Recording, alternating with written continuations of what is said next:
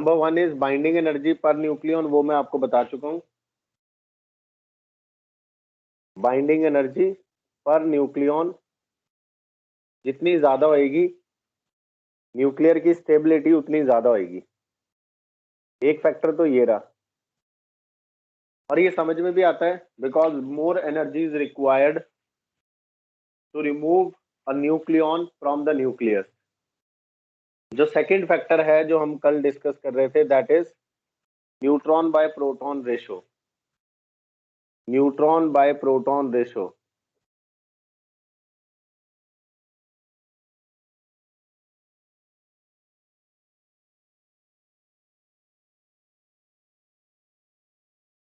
आज हमने यही मेन तो इसी को डिस्कस करना है बेटा।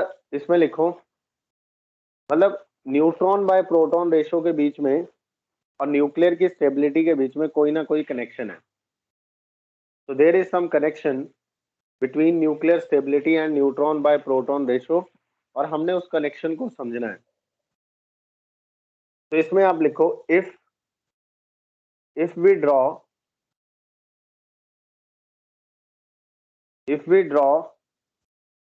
a graph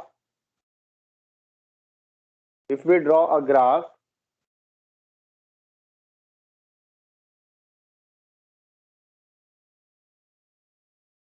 between number of neutrons and number of protons, then a graph between number of neutron and proton, and if we plot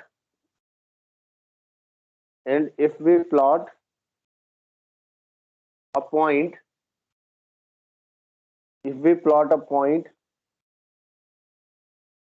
for each stable nuclei,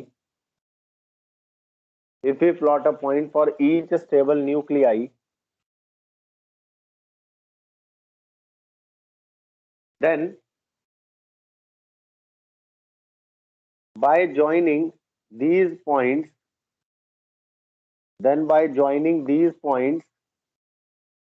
आ जाएगा भी समझ में, एक बार लिख लो। If we draw graph between number of neutrons and number of protons, and if we plot a point for each stable nuclei, then by joining these points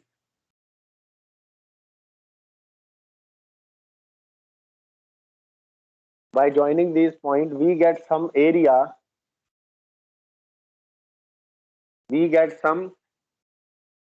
area called nuclear stability belt. अभी समझाता हूं क्या चीज है मैंने लिखी यहाँ पे, कॉल्ड न्यूक्लियर स्टेबिलिटी बेल्ट। अब इसमें आप मेरी बात ध्यान से सुनना। जैसे कि एग्जाम्पल के लिए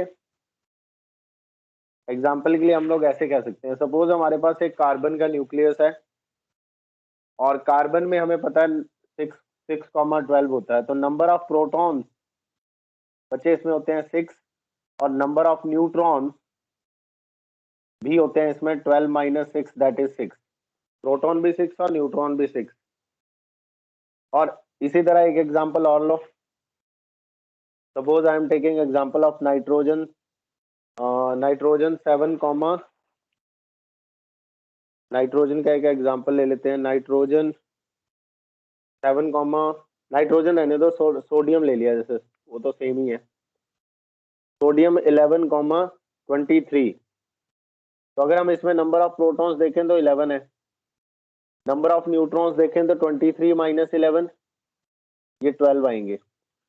नाउ अगर मैं एक ग्राफ बनाऊं छोटा सा, बाद में इसको बड़ा कर देंगे, इस एक्सिस पे नंबर ऑफ प्रोटॉन्स ले रहे हैं, इस एक्सिस पे नंबर ऑफ न्यूट्रॉन्स ले रहे हैं, और हर एक स्टेबल न्यूक्लियाई के लिए मैं एक पॉइंट प्लॉट करूं इस ग्राफ के ऊपर।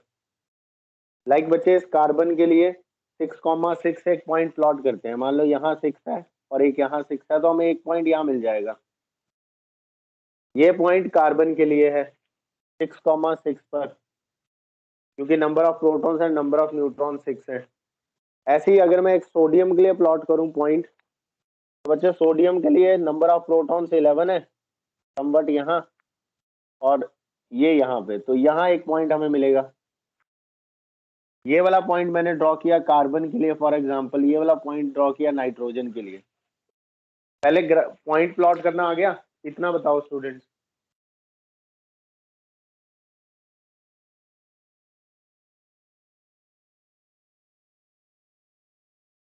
देखो मेरी बात फिर से सुनो ध्यान से।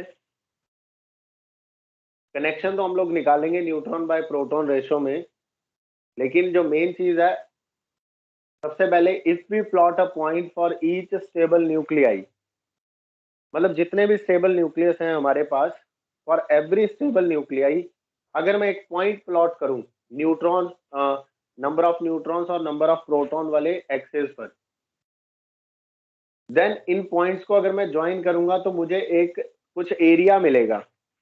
We will get some area जिसे हम न्यूक्लियर स्टेबिलिटी बेल्ट कहते हैं।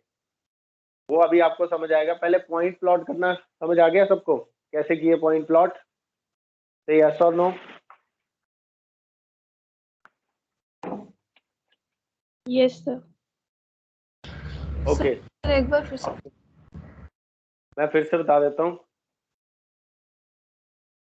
इसको हम ऐसा करते हैं, स्टेप, ये जो मैंने ऊपर लाइनें लिखी है ना, इसको स्टेप बाय स्टेप पढ़ो बच्चे। जैसे कि इसको एक नंबर वन, ये पार्ट बना लो। नंबर वन हम लोग कह रहे हैं if we draw a graph between N and Z. सबसे पहले हमने नंबर ऑफ न्यूट्रॉन और नंबर ऑफ प्रोटॉन एन और जेड के बीच में ग्राफ बनाना है। बना लिया, चलो ठीक है, अभी एक्सिस बना लिए।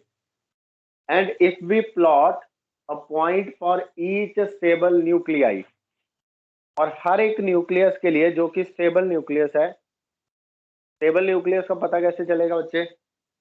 ऑब्वियसली एक्सपेरिमेंटल है, तो हमने बहुत सारा डाटा इकट्ठा कर रखा है स्टेबल न्यूक्लियस का। मतलब हमने बहुत एक्सपेरिमेंट्स किए और उसके बाद हमें पता चला कि ये पूरी लिस्ट है स्टेबल न्यूक्लियस की। तो हमने वो सारे के सारे स्टेबल न्यूक्लियस का डाटा इकट्ठा किया, मतलब हर एक स्टेबल न्यूक्लियस के नंबर ऑफ प्रोटॉन्स और नंबर ऑफ न्यूट्रॉन्स को इकट्ठा किया, और हर एक स्टेबल न्यूक्लियाई के लिए एक पॉइंट प्लॉट किया इस ग्राफ के ऊपर। जैसे कि मैं एग्जांपल ले रहा हूं कि मान लो कार्बन और सोडियम दो स्टेबल न्यूक्लियस हैं, सपोज कर लो।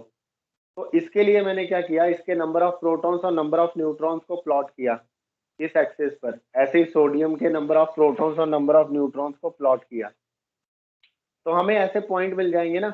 यहां तक समझ आ गया पॉइंट प्लॉट करना?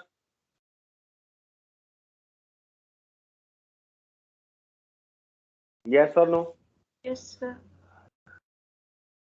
ओके, अब फिर देखो ध्यान से। जैसे तो ये दो पॉइंट है, लेकिन अगर बच्चे एंड मैनी मोर, और उसके बाद यहाँ पे बहुत सारे और एग्जांपल्स हैं, and many more examples we have.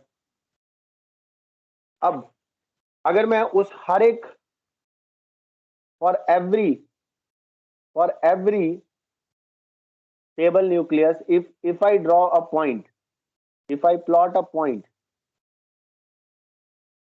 हमने एग्जाम्पल में तो दो ही लिए हैं, एक तो ये कार्बन वाला लिया था और एक ये सोडियम वाला लिया था, लेकिन ऐसे बहुत सारे स्टेबल न्यूक्लियस हैं। और अगर हम उन सभी स्टेबल न्यूक्लियस के लिए यहाँ अलग अलग पोजीशंस पर पॉइंट प्लॉट करें, तो बेटा हमें ऐसा एक एरिया कवर कर लेंगे ये सारे के सारे पॉइंट।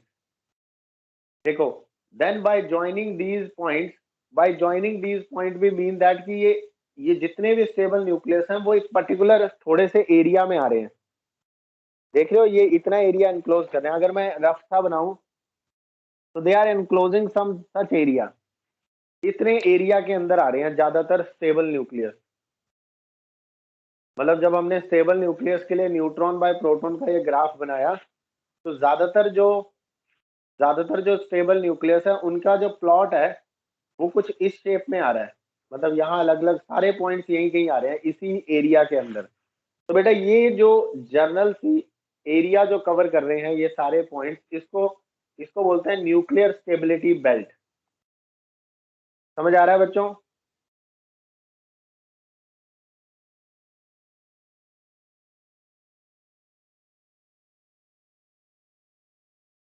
Yes sir. ओके, इसको बोलते हैं न्यूक्लियर स्टेबिलिटी बेल्ट। तो ये है मेन चीज। चलो आओ इसका प्रॉपर ग्राफ बनाते हैं। ये तो मैं समझा रहा था कि बनाना कैसे है। तो बच्चे एक्चुअल में जो ग्राफ है वो ये है, इसको थोड़ा आराम से बनाना, बड़ा बड़ा। इस एक्सिस पे हम लोग ले रहे हैं नंबर ऑफ न्यूट्रॉन्स, और बेटा इस वाले एक्सिस पे हम लोग ले रहे हैं नंबर ऑफ प्रोटॉन्स, यानी यहाँ पर हम लोग कंसीडर कर रहे हैं Z, number of neutrons and number of protons. अब देखो करेंगे क्या।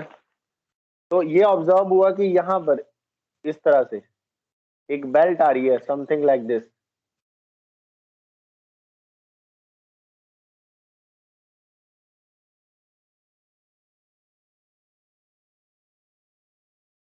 एक बेल्ट हमें यहाँ दिख रही है। ये जो बेल्ट हमें दिखाई दे रही है ये न्यूक्लियर स्टेबिलिटी बेल्ट है। This is nuclear stability belt. मतलब बेटा इस वाले एरिया के अंदर जितने भी न्यूक्लियस के को हम लोग प्लॉट करेंगे ना, वो सब के सब स्टेबल हैं। ऐसा ही हमें मिली, तभी ये बेल्ट मिली। अब एक लाइन बनाते हैं हम लोग, बिल्कुल स्ट्रेट लाइन, बिल्कुल ऐसे 45 डिग्री पे एकदम स्ट्रेट लाइन बनाते हैं। ये जो लाइन है, दिस लाइन, इस लाइन के लिए number of proton bye number of neutron bye number of proton की रेशियो आएगी 1, तभी तो स्ट्रेट लाइन बनेगी बीच में। अब ये तो हमने एक रेफरेंस लाइन ले ली, ठीक है बच्चों, ये हमने एक रेफरेंस लाइन ले ली। Number of neutrons by number of protons की रेशियो आ रही है 1। अब हमने ये ऑब्जर्व किया कि जितने भी स्टेबल न्यूक्लियस हैं बच्चे, उनकी जो ये जो स्टेबिलिटी बेल्ट है ये इस वाली लाइन से ऊपर ही आ रही है। यानी कि यहाँ पे जितने भी न्यूक्लियॉन्स हैं उनके लिए number of protons by number of neutron, sorry number of neutron by proton ratio ये 1 से बड़ी आ रही है।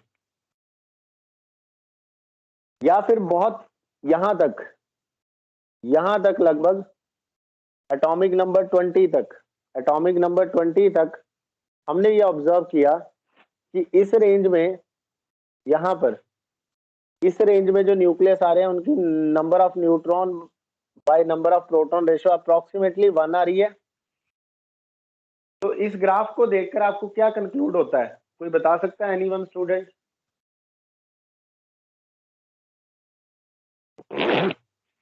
क्या कंक्लूजन आ रहा है इसको देख के बच्चे?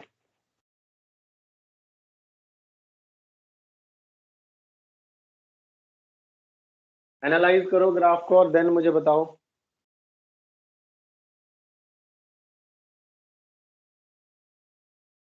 मैंने आपको कहा था ना कल पढ़ के आना, थोड़ी डिस्कशन करेंगे। इंक्रीज हो रहा है तो न्यूट्रॉन्स भी इंक्रीज हो रहे हैं।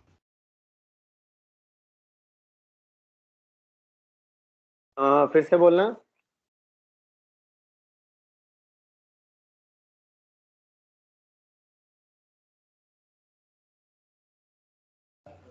हैं। सर एटम के मास इंक्रीज होने से न्यूट्रॉन भी इंक्रीज, नंबर ऑफ न्यूट्रॉन्स भी इंक्रीज हो रहे हैं। बहुत अच्छी, वेरी गुड।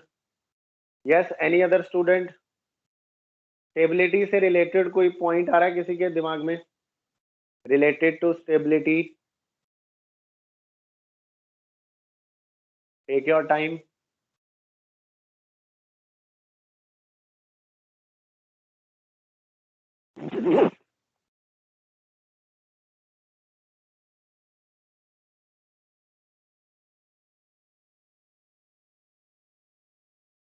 ओके, नाउ बच्चे समझो, हमने जितने भी स्टेबल न्यूक्लियस थे, सभी स्टेबल न्यूक्लियस के लिए हमने एक पॉइंट प्लॉट किया, पॉइंट्स प्लॉट किए, तो हमें ये स्टेबिलिटी बेल्ट मिली जो मैंने यहाँ दिखाई हुई है।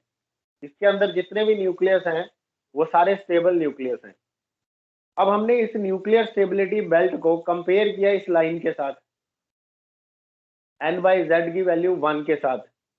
तो हमने ये ऑब्जर्व किया कि जितने भी स्टेबल न्यूक्लियस हैं उनमें से ज्यादातर न्यूक्लियस में या तो नंबर ऑफ प्रोटॉन्स और नंबर ऑफ न्यूट्रॉन्स बराबर है, क्योंकि वो इस लाइन के ऊपर ही आ रहे हैं, इस लाइन के ऊपर आ रहे हैं। देखो 20 से नीचे नीचे जो लाइटर न्यूक्लियस हैं उनके नंबर ऑफ प्रोटॉन्स और number of neutrons almost equal है, इसलिए ये लाइन के साथ साथ चल रही है बेल्ट।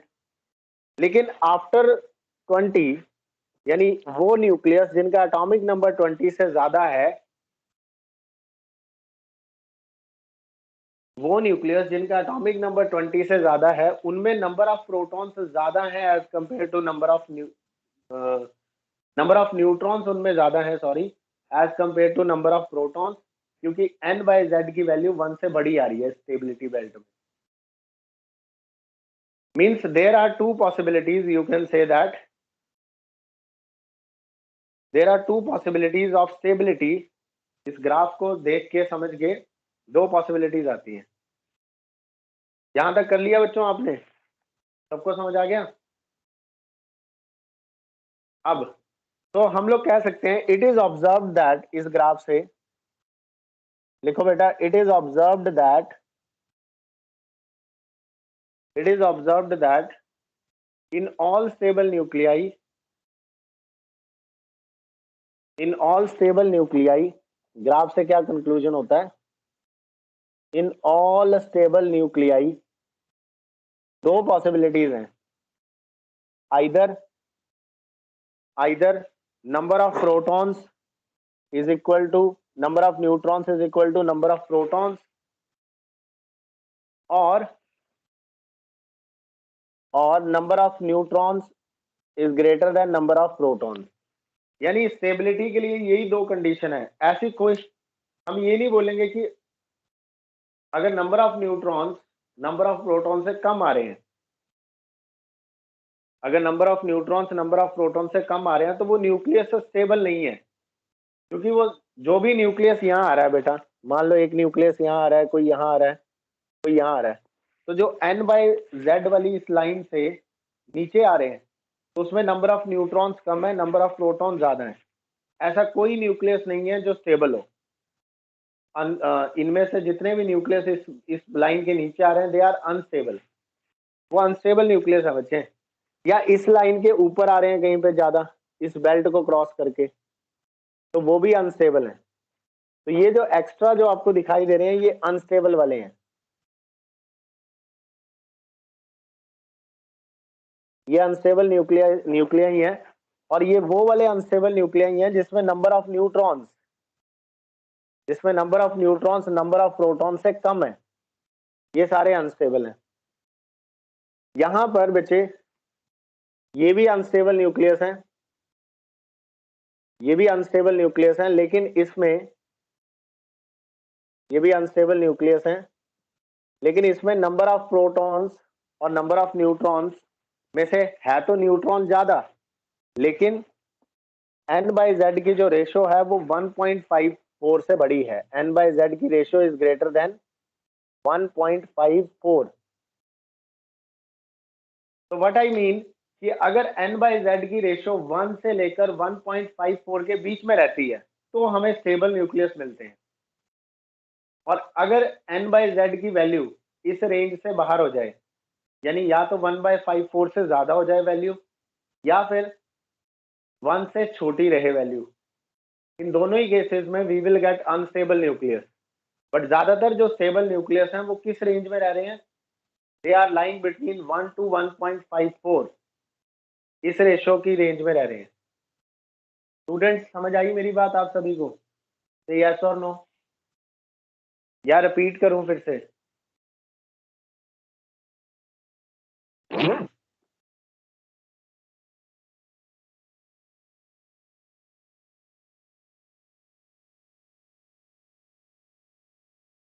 यस बच्चों, यस और नो?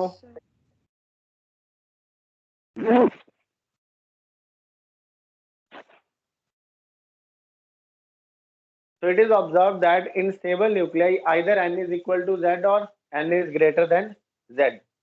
तो यहां से अब थोड़ा स्पेसिफिकली कर लो.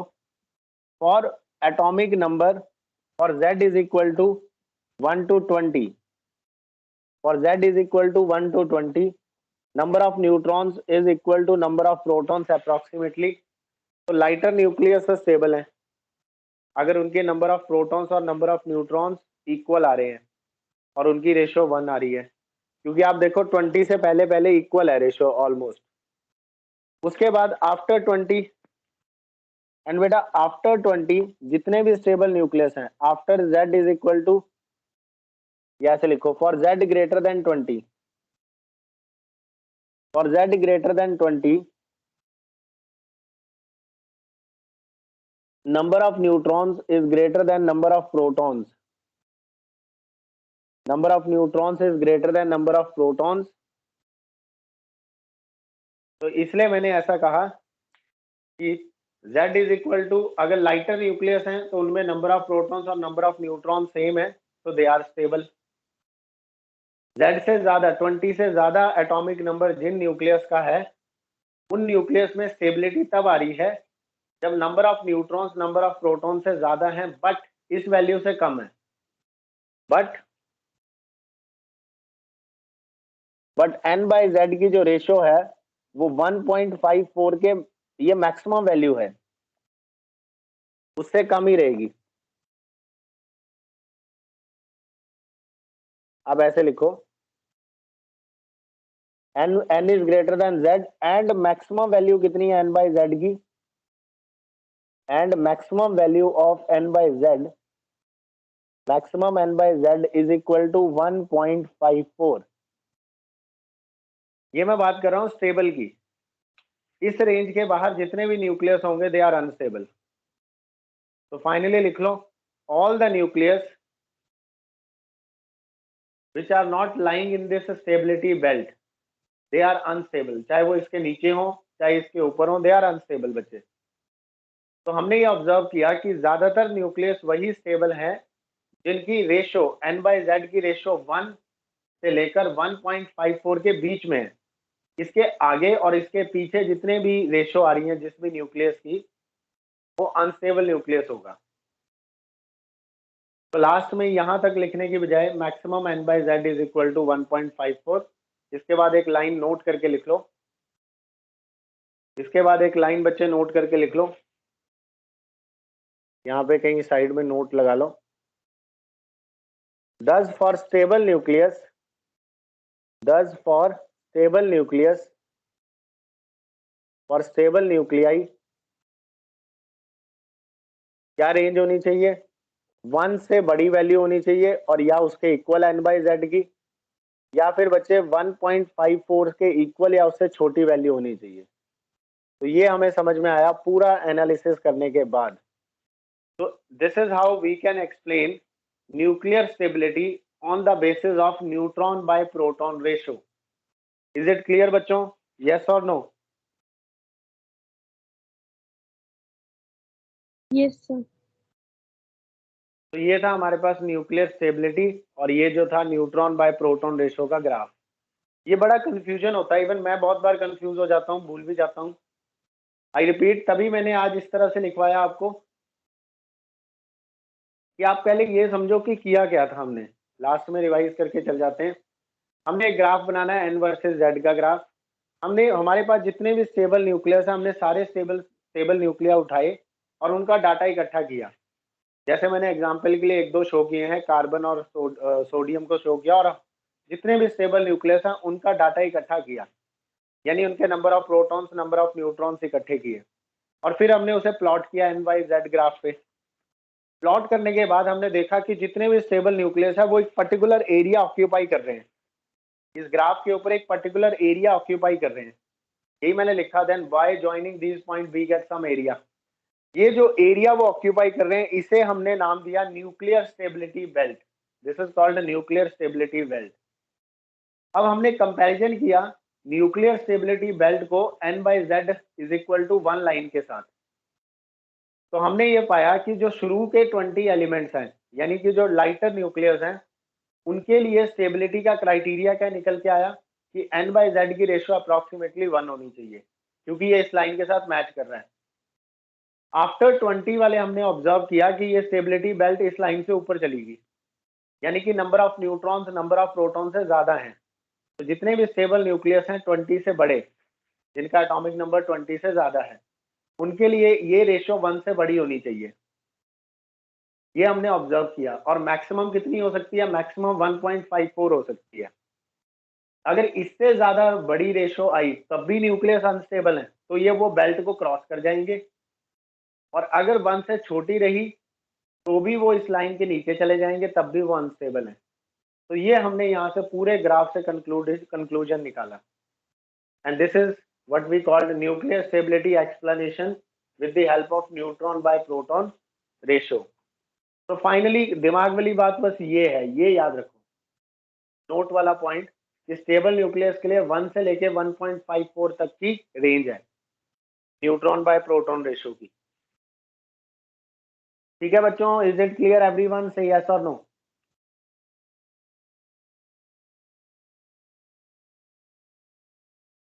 Yes sir. Yes sir. तो यही था बच्चे हमारा आज का